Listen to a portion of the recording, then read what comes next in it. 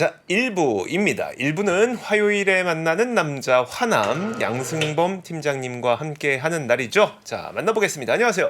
안녕하세요. 네. 화요일의 남자 화남 양승범입니다. 안녕하세요. 예. 자, 잘 지난주에 네? 지난주 광복절이라 네. 하루 쉬고 2주 만에 나왔더니 근데 2주 만인지 모르겠어요. 왜 이렇게 가깝게 느껴지지? 조금 아쉽기도 하고 한 번 안 나왔던 게 또 안 나오는 동안 주가가 계속 빠져서 네. 그 방송을 보면서 주가 못 지키고 뭐 하는 거야? 내가 나가야 되나? 딱 나올 때 올라가네요. 아, 그러네요. 딱 나오실 때 올라가네. 네, 할 말 이런 많게. 쓸데없는 이야기가 어디 있습니까, 진짜. 좋습니다. 근데 저희 양승범 팀장님은 제가 항상 느끼지만 좀 뭐 쉽게 이야기를 잘 해주셔서 오늘도 한번 기대를 해보고 있습니다. 그 개그 치려고 하시면 조금 약간 그러니까 오류나는 것 같고 그냥 하시면 재밌는 것 같아요. 알겠습니다.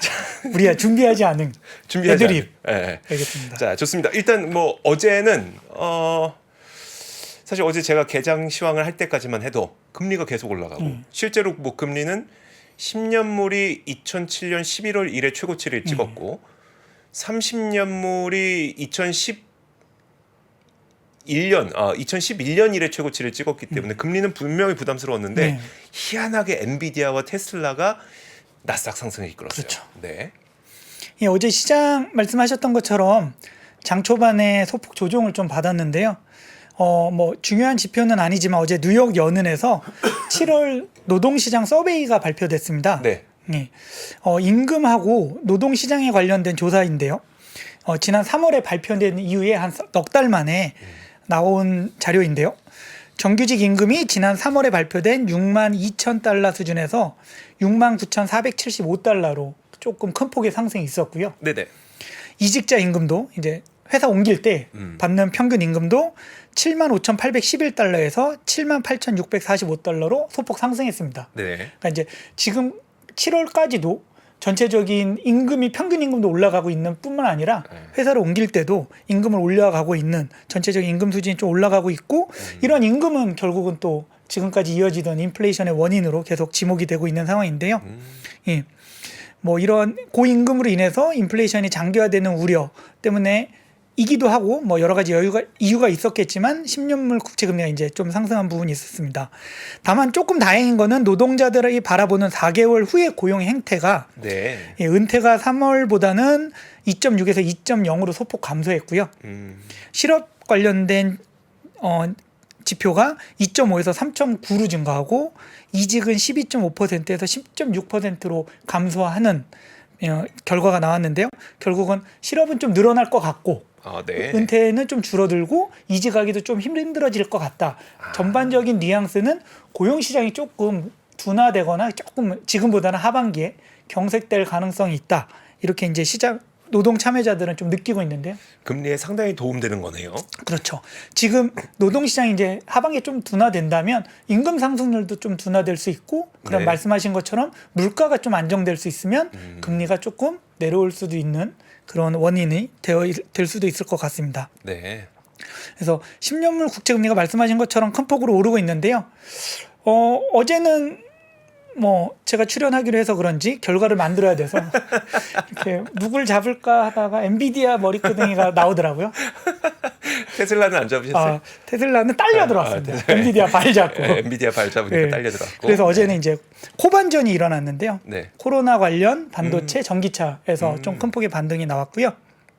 그러니까 그 코로나도 잠깐 뭐 아주 비중이 강한 건 아니니까 mRNA, 그러니까 모더나도 꽤 빠르게 올랐더라고요. 우리나라도 지금 코로나 환자 수가 좀 늘어나는 추세인데 미국도 같은 이유로 약간 테마성 움직임이라고 봐야 될까 이거는? 그럴 수도 있고요. 제 생각에는 이제 후반부에 말씀드리려고 했는데 워낙 고점 대비 낙폭이 심했거든요. 백신 관련주들이. 그러다 보니 작은 호재에 좀 기술적 반등이 나온 거 아닐까 생각은 되고요. 뭐 새로운 변이가 출현한다고 하는데 사실 저도 이렇게 피부로 와닿는 거는 저희 지점에 한 30여 명이 있는데 벌써 코로나 환자 수가 3명이 다시 발생을 했습니다. 그러면서 두 분은 기존에 코로나에 걸리지 않으셨던 분이 이제 코로나에 확진이 됐고 한 분은 걸리셨던 분이 재확진이 됐는데 코로나가 주변에서 다시 또 일어나고 있구나 이런 게 좀 느껴지고 있고 과연 그러면 아직까지는 뭐 백신에 대한 니즈는 전혀 없지만 네네. 계속해서 뭐 환자들이 속출한다면 백신을 다시 맞아야 될 수도 있는 상황이 올 수도 있을 것 같고요. 그렇다면 굉장히 이제 장기간 주가가 하락했던 이제 백신 관련된 기업들의 주가가 이런 계기로 좀 반등이 나올 수도 있을 것 같다 이렇게 생각은 했습니다. 더욱이 네. 미국 정부도 미국에서 코로나가 다시 이제 확산되는 거가 좀 우려는 되거든요. 네네. 그러다 보니까 부스터 샷을 맞는 거를 좀 권장하겠다 이런 얘기들도 기술적 반등에 조금 빌미를 제공해줬던 것 같습니다. 어쨌든 아직 백신에 대한 수요가 급격하게 늘어나는 게 확인되는 건 아니니까 네. 지금까지는 기술적 반등으로 봐야 되는 거죠. 맞습니다. 예, 그렇게 보여지고요. 최근 뭐 시장은 크게 이제 좀 하락하고 있다 보니까 이 표를 보시면 이제 너무나 잘 아시겠지만 CNN 이제 공포 탐욕 지수인데요. 예, 최근에 뭐 중립까지 내려왔고 살짝 공포 단계까지 갔다가 이제 좀 중립까지 올라왔는데요. 이제 쭉 지금 시계열로 보시면 최근에 이제 공포 단계를 갔던 게 몇 번 있는데 이제 작년 10월에 뭐 영국에서 이제 유럽 쪽에서 기금 문제가 생겼을 때 이제 공포 단계 한번 갔었고요. 네. 그리고 이제 연말에는 뭐 올해 이제 경기 침체 올 거다라고 하면서 공포 단계 한번 갔었고 이 부분은 너무나 잘 아는 이제 SBB 사태 났을 때 공포 단계 갔었는데요. 지금은 사실은 이런 어떤 외생 변수보다는 금리가 오르는 약간 시클리컬한 변수로 인해서 공포 단계로 가고 있기 때문에 물론 아직 공포를 찍고 반등이 나왔다고 보기는 어렵지만 네. 뭐 시간 어떤 우려에 대한 것들은 시장에 많이 이미 좀 녹아 들어가 있다. 이렇게 생각은 되고 있고요. 그렇다면 여기서부터는 사실은 뭐 추가적인 하락을 우려하는 것보다는 어제 S&P 500도 일정 부분 이제 낙폭을 다 반납하고 나니까 반등이 나왔잖아요. 네네. 그런 면에서는 어느 정도 이제 하락의 막바지이지는 않을까. 다만 이번 주에 워낙 핵폭탄 2개, 시한폭탄 2개가 터지고 있어서 이 터질지 안 터질지 혹은 이게 폭탄일지 폭죽일지 확인은 해봐야 되는데 뭐 워낙 빅 이벤트 2개가 기다리고 있어서 시장은 조금 뭐 지켜는 봐야 될 것 같습니다. 좋습니다. 하나씩 그러면 이제 양승범 팀장님의 의견을 여쭤보도록 하죠. 엔비디아 폭탄 같습니까? 폭죽 같습니까? 뭐 우선 현재로서는 어제 이미 이제 누가 생일 축하합니다 할 때 터뜨렸는데 생일 할 때 터뜨렸거든요. 네네.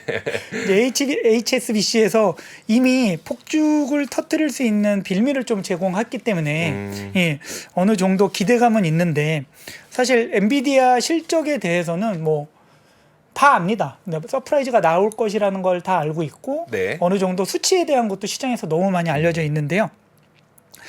이제 23일 날 우리나라 시간으로 이제 8월 24일 새벽 5시 20분 정도 이제 실적 발표가 나올 텐데요. 네네. 뭐 너무나 잘 알겠지만 이제 실적 발표 이후에 발표하는 이야기하는 이제 가이던스가 중요할 것 같고요. 그러니까요. 예.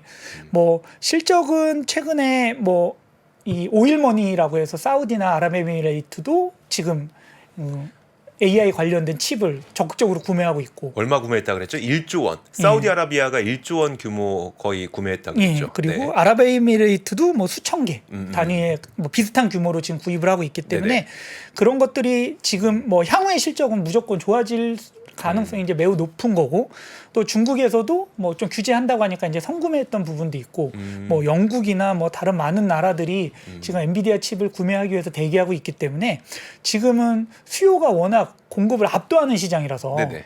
뭐 사실 향후 가이던스에 대해서 좀 긍정적일 가능성은 높아 보인다. 네. 다만 어제부터 시작한 이제 선 기대감, 네. 예, 미리 폭죽이라고 생각해서 박수를 치고 있기 때문에 뭐 살짝 기대에 못 미쳐도 실망 매물로 나올 가능성은 있지만 개인적인 생각은 반등이 하락보다 가능성이 훨씬 높다고 생각합니다. 알겠습니다.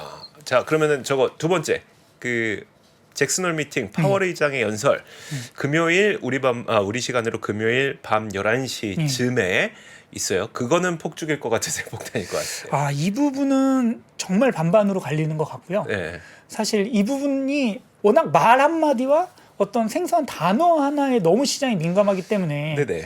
좀 조심스러운데 개인적으로는 시장에 미치는 영향이 중립 수준일 수도 있겠다 이렇게 생각은 합니다. 뭐 우선 이제 잭슨홀이라는 게 약간 우리나라 평창 같은 지역인 것 같더라고요.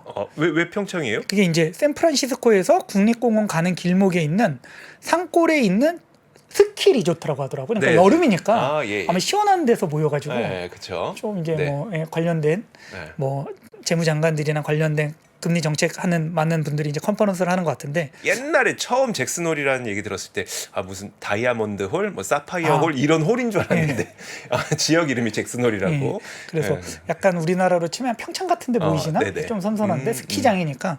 예, 그래서 이제 말씀처럼 발표가 나올 텐데 이제 잭슨홀 미팅이 사실 뭐 예전에도 되게 중요했는데 뭐 작년에 대한 트라우마가 워낙 크기 때문에 네네. 예, 작년에 지금 뭐 있었죠? 작년 8월 26일 날 이제 파월 의장이 잭슨홀 미팅에서 네네. 인플레이션 파이터의 역할을 적극적으로 수행하겠다라고 하면서 그날만 S&P 500이 한 3% 넘게 빠졌고요. 네네. 8월 중순부터 이제 8월 그 잭슨홀 미팅 이후부터 10월까지 S&P 500이 한 20% 가서 빠졌거든요. 네네. 예.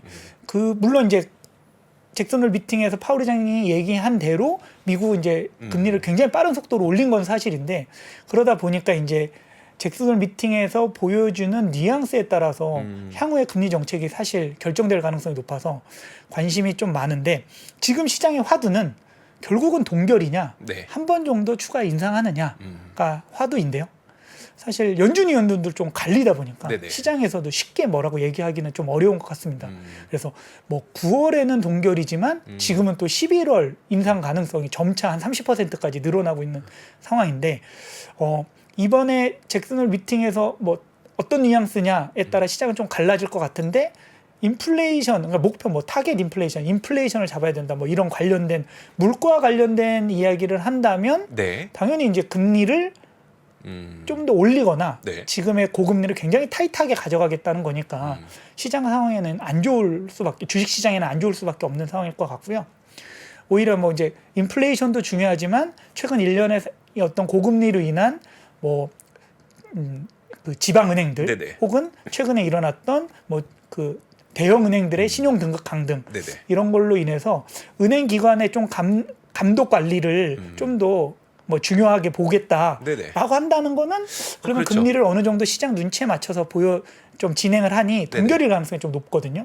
그래서 어떤 단어를 쓰느냐, 어떤 뉘앙스로 발언을 하느냐, 사실은 뭐 말이기 때문에 네. 어떻게 시장이 반응할지는 조금 조심스럽게 봐야 될 것 같습니다. 알겠습니다. 알겠습니다. 자, 잭슨홀까지 양승범 팀장님의 의견을 한번 들어봤고요. 화남의 의견을 들어봤고요. 자, 근데 이제 그 금리 있잖아요. 예. 금리는 어떻게 될 것 같으세요? 예. 우선은 뭐 금리가 말씀처럼 뭐 이제 전일 같은 경우에 4.36도 돌파했다가 4.34 정도의 미국 10년물 국채 금리가 기준으로 마감했는데 예. 뭐 지지난주에 또 금리가 계속 오르고 있습니다. 이 말 하고 2주 만에 출연했는데 2주 동안 금리가 계속 오르고 있는 상황이라 예, 사실 그러니까 화남이 없으면 이상해져요. 무슨 일이 있습니까? 화남이 없으면 계속 금리가 오르고 주가가 예, 빠지고. 그렇죠. 제가 모두에 좀 말씀드렸는데 네. 콧방귀도 안 끼시더니 이제야 반응해 주시네요. 미안해서 뭔가. 네. 제가 없으니까 아니 이 사람들 금리도 못 지키고 이러면서 한탄하면서 봤는데 네. 우선은 미국 금리와 관련해서 이제 뭐 이제 수요 요인하고 공급 요인 둘 다 지금 8월에 좀 집중되고 있는데요. 그쵸. 공급적인 부분은 이제 계속해서 시장에서 이제 얘기했던 것처럼 장기물 국채 금리를 좀 예상보다 더 많이 미국 정부에서 발행을 하려고 하고 있고 또 마침 20일 그러니까 수요일 23일이 이제 20년물 맞아요. 국채 입찰일이다 보니까 네네. 또 살짝 이제 예민한 시기이긴 합니다. 이제 그 입찰 수요가 좀 부진하게 되면 결국은 금리가 다시 한번 또 튀어오를 수 있는 상황이 올 수도 있거든요. 네네. 그래서 지금 뭐 요번 주가 사실은 좀 금리에 대해서는 좀 예민한 주인데 예, 공급적인 부분은 뭐 그런 부분 때문에 이제 일어나는 거고 수요인 부분은 뭐 많은 데서 이제 우려했던 것들이 뭐 중국이 계속해서 미국 국채를 팔면서 금리를 계속 그러니까 국채 가격을 하락시키는 거 아니냐. 엔캐리 자금이 일본으로 넘어가면서 많은 국채를 팔면서 금리가 이제 대폭으로 오르는 거 아니냐 이런 우려가 있는데요. 이 표를 잠깐 봐주시면 네. 이게 현재 이제 미국 국채 주요 보유자이거든요. 네. 이 회색 부분이 흑색 계열이 미국 로컬 투자자, 그러니까 미국 정부나 미국 개인, 미국인들이 미국 현지에서 그렇죠. 그 미국 국채를 보유하고 있는 그렇죠. 미국인들이 보유하고 있는 네. 비중이고요. 네. 이 초록색 부분이 이제 외국 정부가 보유하고 있는 부분인데요. 사실 중국이 외국인들 이제 외국 정부든 외국 기관이든 외국인이 보유하고 있는 비중에서는 제일 큰 일본하고 이제 중국이 제일 큰 부분은 사실인데 네네. 사실 전체에서 차지하는 부분은 매우 영향을 심각하게 주는 상황은 아니기 때문에 아하. 이걸 뭐 다 팔지 않는 이상 네네. 예, 뭐 우리가 생각했던 것처럼 중국이 막 미국과의 갈등으로 인해서 미국 국채를 팔면서 미국 금리를 올려서 미국의 경제상을 좀 어지럽힌다. 네네. 이 부분은 조금 뭐 좀 과도한 과도한 우려일 수도 있고 사실은 이게 약간 좀 과장된 네네. 얘기일 수도 있다고 보여지고요. 음. 요 이제 다음 표를 보시면 2023년 올해 들어서 이제 주요 투자 주체별 미국 국채 순매수인데요. 보시는 것처럼 이제 개인이 최근에는 이제 매수하는 부분이 가장 크고요. 이제 외국인 같은 경우에는 그 다음으로 이제 크기는 한데 실질적으로 이제 연기금이나 미 연준이 매도하고 있는 부분이 사실 양적 긴축으로 인한 오히려 그 부분이 이제 오히려 매도를 하고 있는 부분이고 외국인은 전체적으로 올해 들어서는 사실 순매수 중입니다. 그러면 일단 개인이 제일 많이 샀다는 건 알겠어요. 외국인이 많이 샀다는 거는 중국이나 일본이나 뭐 팔았을 수도 있는데 네. 뭐 일부 팔았을 수도 있겠지만 그걸 총 합쳐 보면 결국 순매수라는 그렇죠. 얘기잖아요. 예, 사는 나라도 많다는 건데요. 요 밑에 표를 보시면 이제 그거를 이제 다시 안내드리면 최근 12개월 네. 그러니까 이제 작년에 금리가 굉장히 많이 떨어지면서 국채 가격이 크게 올랐을 때 사실 중국하고 일본이 사실 차익 실현을 많이 하긴 했습니다. 많이 들고 있었기 때문에. 네. 근데 2023년 이후에는 네. 실질적으로 이제 고금리가 진행된 이후에는 사실 일본은 그렇게 순매수 단계에 있고요. 뭐 네. 물론 최근에 이제 얼마만큼 매도가 됐는지는 확인해 봐야겠지만 중국은 순매도의 단계에는 있습니다. 하지만 올해 순매도한 금액이 네. 전체적으로 보시는 위에도 플러스이지만 다른 뭐 캐나다, 영국, 뭐 스위스, 폴란드 이런 유럽 국가들이 산 금액에 비해서는 시장에 굉장히 큰 영향을 미칠 만한 규모는 아니라고 생각하고요. 이런 부분보다는 중국이 인위적으로 금리를 올리기 위해서 미국 국채를 파는 것보다는 중국은 사실 뭐 달러가 필요하니까 네네. 그 필요한 만큼 계속해서 시장에서 채권을 지금 매각하고 있는 수준이다. 이렇게 좀 보여집니다. 그래서 시장에서 얘기하는 그 수요적인 측면, 즉 매도자가 많이 나오면서 금리가 지금 뭐 이상적으로 올라간다는 것보다는 네. 그냥 단순히 경제 메커니즘으로 봤을 때 미국 국채 금리가 지금 올라가는 거는 사실 미국 경제가 네. 워낙 예상보다 좋아지고 있고 그러다 보니까 장기 기대 인플레이션이 올라가면서 장기 금리가 단기 금리보다 좀 빠르게 올라가고 있는 상황이라고 생각을 하는데요. 저 표 보여주셨던 게 예. 그러니까 그 집계된 시점이 언제까지 집계된 시점? 요게 네. 그 제가 리포트를 읽었을 때는 6월 말 6월 말 했습니다. 기준. 예. 그래서 물론 뭐 한두 달 안에 엄청나게 그쵸. 매도가 나왔을 수는 있겠지만 그 최근 한 달 동안 좀 많이 그 금리가 또 올라간 것도 사실이니까 예. 그때 어떤 변화가 있을지 모르지만 상반기를 총 종합해 보면 예. 오히려 중국은 판 거 맞고 예. 일본은 샀고 예. 그 외에 나머지 국가들도 총 합쳐 보니까 결국 외국인들은 미국 국채를 산 거고. 그렇죠. 예. 그렇게 되어 있고요. 요거는 이제 그 1954년부터 장기 시계열로 미국 10년물 국채 금리랑 S&P 500 주가 지수를 이제 같이 표현한 건데요. 네. 이제 요 점선 부분이 너무나 잘 아시겠지만 이제 1, 2차 오일 쇼크로 인해서 엄청난 고물가로 인해서 금리가 급격하게 오르던 시기이거든요. 네네. 근데 이제 연초에 많은 분들이 얘기했던 것처럼 이 오일 쇼크 때 주가가 크게 조정을 받지 않은 이유는 물건 가격이 올라가면서 사실은 기업들의 실적이 가격을 전가하면서 기업 실적도 같이 동반해서 늘어나는 시기이다 보니까 주가가 큰 폭의 조정 없이 이후로 오히려 금리가 인하한 시점에 이제 S&P 500 주가 지수가 크게 오른 적이 있습니다. 네네. 그것처럼 최근에 금리 인상도 만약에 미국 경제가 양호해서 올라가는 거라면 일정 부분 주가가 우려에 의한 조정은 올 수는 있지만 뭐 엄청난 큰 조정이나 뭐 경기 침체로 가는 하락까지 올 가능성은 좀 적어 보인다라고 생각을 하는데요. 최근에 이제 뭐 미국 경제 GDP 성장률의 예상치가 이제 계속해서 증가하고 있는 것도 사실인데요. 작년 말에 이제 0.3% 수준이었던 미국의 2023년 GDP 성장률이 최근에 이제 1.6%까지 올랐다가 8월 셋째 주 한 주만 네. 0.3% 포인트 오르면서 최근에 1.9%까지 경제 성장률 예상치가 이제 올라가고 있는 상황이고요. 네.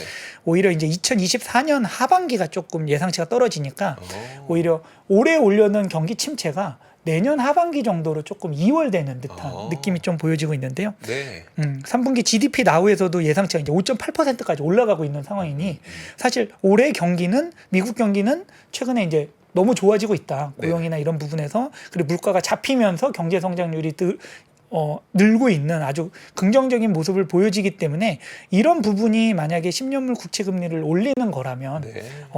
그렇게 크게 우려할 단계까지 진행되지는 않을 거다 이렇게 생각은 하고요. 만약에 물가 때문에 그러면 10년물 국채 금리가 계속 올라가는 거 아니냐 네네. 뭐 이런 우려도 있는데 지금 이 앞에 부분은 이제 헤드라인 CPI이고요. 뒷부분은 이제 코어 CPI인데요.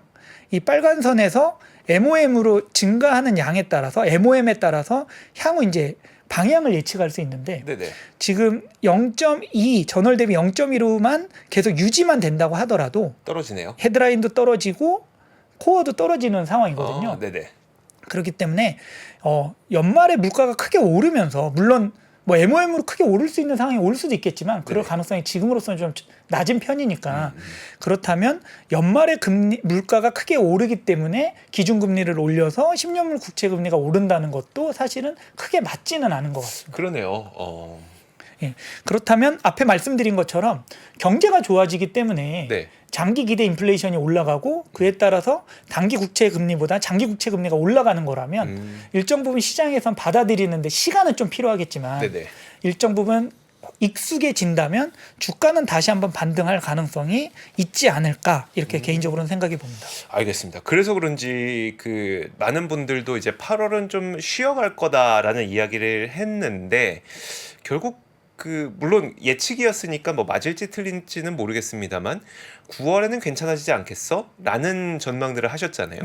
그러면 언제부터 변곡점으로 반등하기 시작할 거냐에 대해서 고민들을 하고 계셨을 텐데 지금 말씀하셨던 것처럼 이제 금리가 결국 더 계속 오를 것 같진 않다라는 전망이 있다면 금리에 대한 부담감을 좀 가라앉히면서 당분간 금리에 대한 그 불안감을 가라앉히면서 좀 9월은 좀 기대해 볼 수도 있지 않을까 싶네요. 그렇게 봐도 될까요? 뭐 우선은 잭슨홀 미팅이 제일 중요할 것 같고요.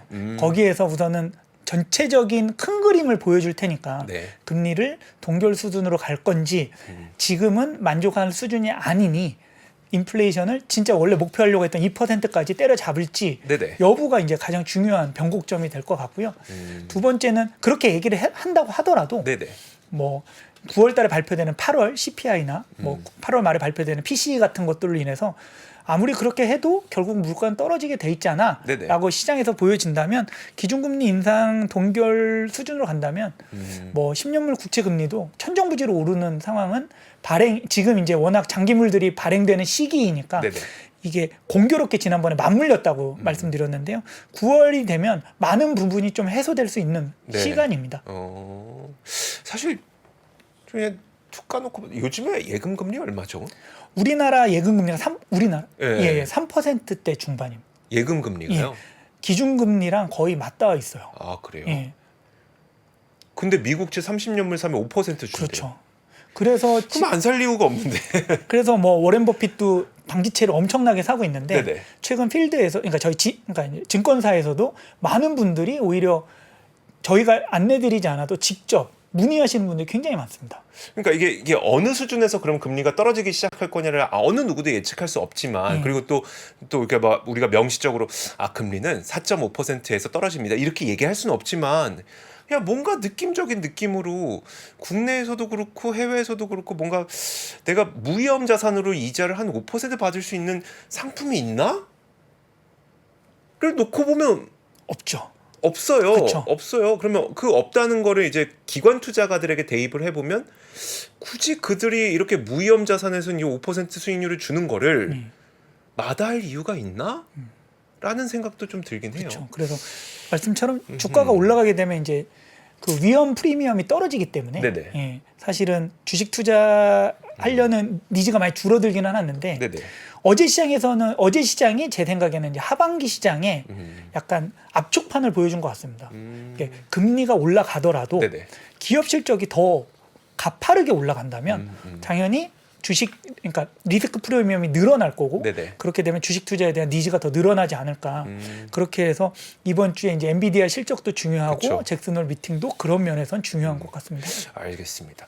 자, 우리 화남님 가시기 전에 예. 저도 이거 한번 좀 알고 싶었거든요. ARM 그 소프트뱅크에 예. 가 투자했었던 ARM이 예. 결국은 이제 오늘 나스닥에 상장 신청서를 제출을 했더라고요. 예. 이 얘기 좀 해주시죠. 예. 우선 뭐 손정희의 소프트뱅크가 ARM을 지금 가지고 있는 걸로 너무 유명한데요. 네. 어제 이제 나스닥에 상장 그 신고서를 제출했고요. 보통 신고서 제출하면 한 달 정도 걸리기 때문에 9월 중순에서 말경에 이제 상장할 예정이라고 하는데요. 전체 주식 수의 한 10% 수준에서 이제 상장한다고 합니다. 지금 ARM의 기업 가치가 한 700억 달러, 우리나라 돈은 약 90조 원 정도로 지금 추정이 되고 있는데요.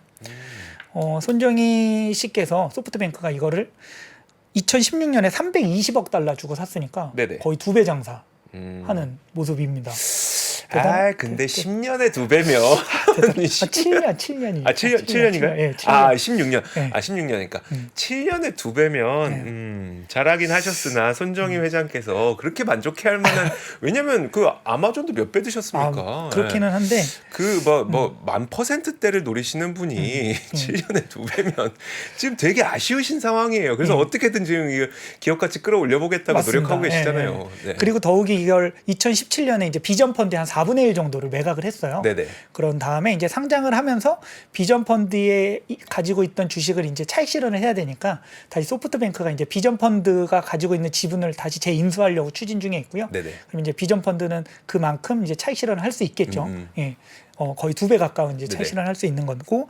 그런데 이제 최근에 이제 ARM에 물론 이제 엔비디아가 한번 2020년 9월에 인수하려고 했다가 실패했죠. 연방거래위원회에서 이제 반대해서 무산이 됐는데 과연 지금 ARM이 2020년이나 그 2019년도에 만큼의 매력이 있는 기업이냐에 대해서는 네. 조금 의문은 그러니까 약간 의견은 좀 갈리고 있습니다. 왜냐하면 네. 기존에는 모바일이 대세였기 때문에 그쵸. 모바일 어플리케이션 AP에 설계를 하는 ARM 같은 경우에는 네. 점유율이 뭐 90%가 넘으니까 굉장히 독보적인 기업이었는데 네, 스마트폰 판매량이 지금 부진하잖아요. 그렇죠. 그리고 그게 문제죠. 지금은 AI 시대이기 때문에 그쵸. AI 관련된 매출이 전혀 없는 네. 암 같은 경우에 과연 향후의 매력이 어느 정도 늘어날 거냐 이런 우려는 좀 있습니다. 지금 인공지능 반도체 그러니까 기존의 스마트폰에 사용하는 반도체 설계 그 기본 설계 틀을 틀처럼 ARM 하더라고요. 거를 대부분 예. 썼다면 그렇죠. 그럼 지금 인공지능 반도체를 설계하기 위한 기본 틀은 케이던스 거나 시놉시스 거나 그런 거 쓰고 있는 상태예요? 그 부분은 좀 확인해 봐야 돼요. 네. 예. 그건 확인해 예. 보셔야 되겠고. 그러니까요. 그러니까 지금 ARM이 그럼 과연 정말 예. 과거와 같이 정말 그 명성을 누리게 될 것이냐? 예.